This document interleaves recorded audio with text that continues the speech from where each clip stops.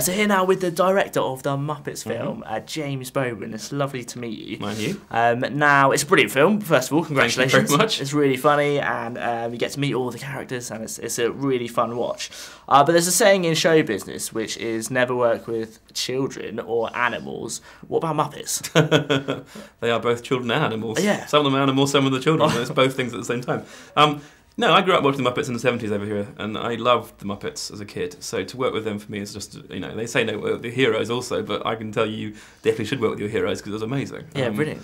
And the idea that I could work with them is like working with Luke Skywalker for me. It's crazy, but I loved it. That's cool. I was going to ask, how did you meet them first? Were you always a massive fan? I was. I watched it growing up, and I knew the show very well. So when I was asked about doing this project, I felt very confident. I knew why I liked them. That's a big start, of course. And I met them, first of all, at a read-through in New York. We had a read-through, and the puppeteers brought the puppets, and the puppets read the script through.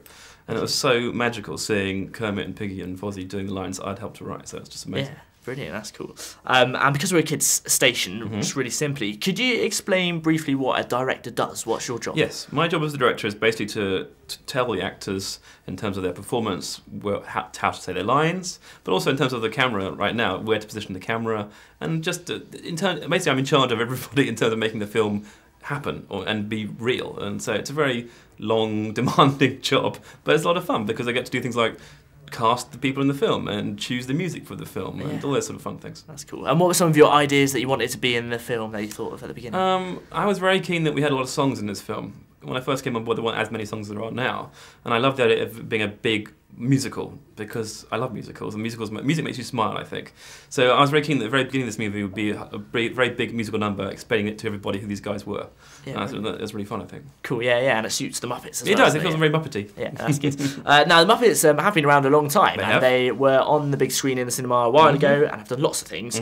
What did you want to do sort of different with the film this time around? Well, for me it was basically two things. One, I wanted to make a film which would work for people who had no idea who the Muppets were. So people like my daughter, who's 4, didn't know they were, but she knew that I loved them, and so I had to sort of show her why the Muppets were great. So I wanted songs, I wanted jokes, I wanted explosions, I wanted things blowing up. It's just fun, you know. It's like an hour and a half of real fun. Yeah. And keep it pacey, keep it fast, and and I love that about it. The fact that you can have contemporary comedy pacing, and you're going to have it like a fun old Muppet show sort of time. So. Yeah. And if we haven't met the Muppets before, why is it that you like them so much? What's so great about them? You know what? I think it's because they're not very good at what they do. They're kind of like underdogs. You know, Fozzie can't tell jokes and Piggy can't act or sing. Don't tell her.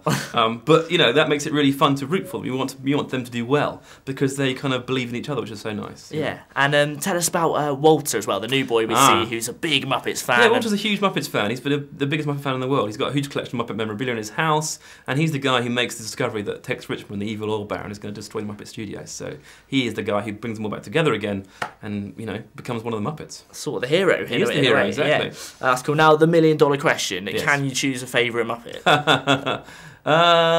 I've always liked Animal. Animal to me is just hilarious because he's so random and unpredictable and crazy. I used to love that about him. That's cool. And would you say you're like any of the Muppets? Is the one you choose that you see a bit of yourself? Weirdly these days I'm quite like Kermit, I think, because Kermit is the kind of guy in charge of the Muppet show, and I'm kind of the guy in charge of the Muppet film. Yeah. So I feel like he and I have got the same job, so I feel very sorry for him most of the time. Yeah, that's cool. But you look very different, so that's good. Thank you, thank you. I'm a little less green.